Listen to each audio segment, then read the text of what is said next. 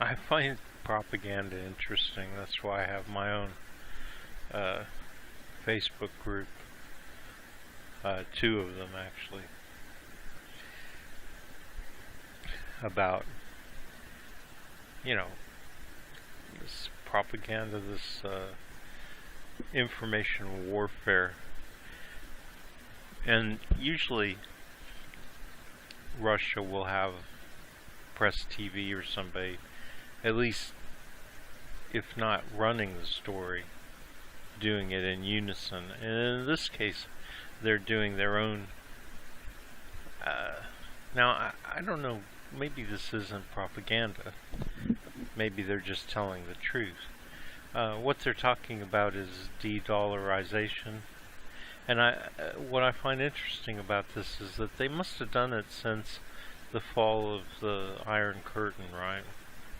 And that's a term that's a propaganda tool too. So the wall, how about the wall? When the wall fell, when the USSR fell apart because of them, I would have to lay the blame for that on the United States. I mean, I don't think any country really has any reason to fall. It may have problems, but for the government to completely just disintegrate, that doesn't make any sense to me, because the country's still there, the people are still there, the economy still exists. So why would it fall, you know? Yeah, I can see people electing new people because they're not doing a good job or they're corrupt or whatever. But for the system to just simply collapse, I find that strange. Anyway, so they're talking about the de-dollarization. I'll let you see what they're talking about here. Now for our top international story this hour, we are examining the growing global trend of ditching the U.S. dollar. As this week, Russia announced it is working towards replacing the U.S. currency while conducting trade with African nations.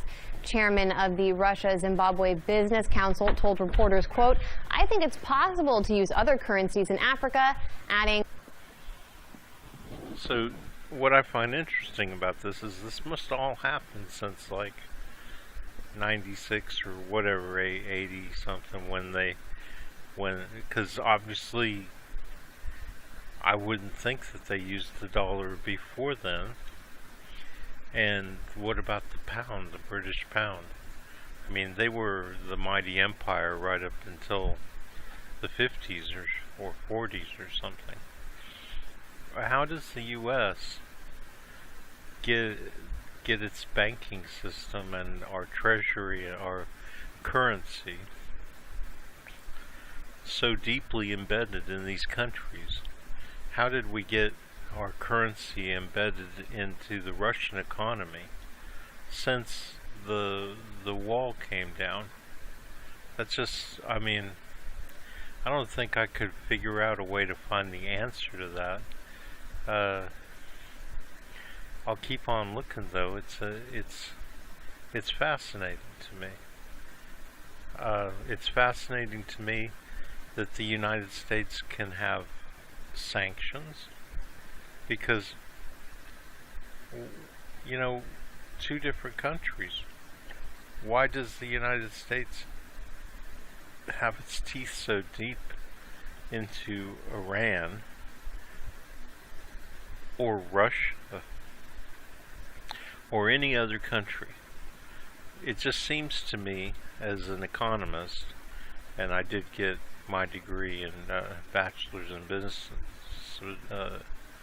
from one of the top 10 business schools, and it seems to me like, for the most part, a country has its own defense against any other country, because it is a country.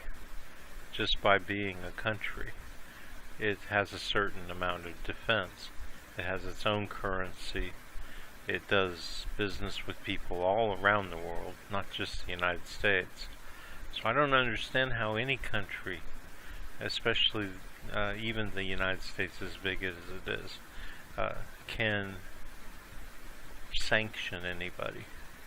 It just doesn't seem possible. It just seems like the country that we're going after, whether it's North Korea or Russia or Venezuela or whatever, would have the whole rest of the world to deal with. But somehow the United States and I would guess Europe, Britain and other places that are closely related to us, has sunk its teeth into every country in the world, even countries that were recently communist, although they're not technically completely communist, but like the USSR.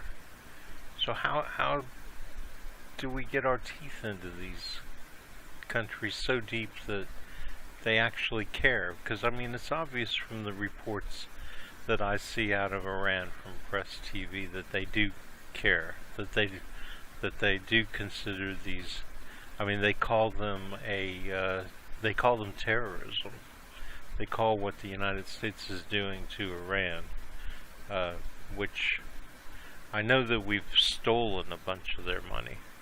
That since the Iranian Revolution, when they held hostages and stuff.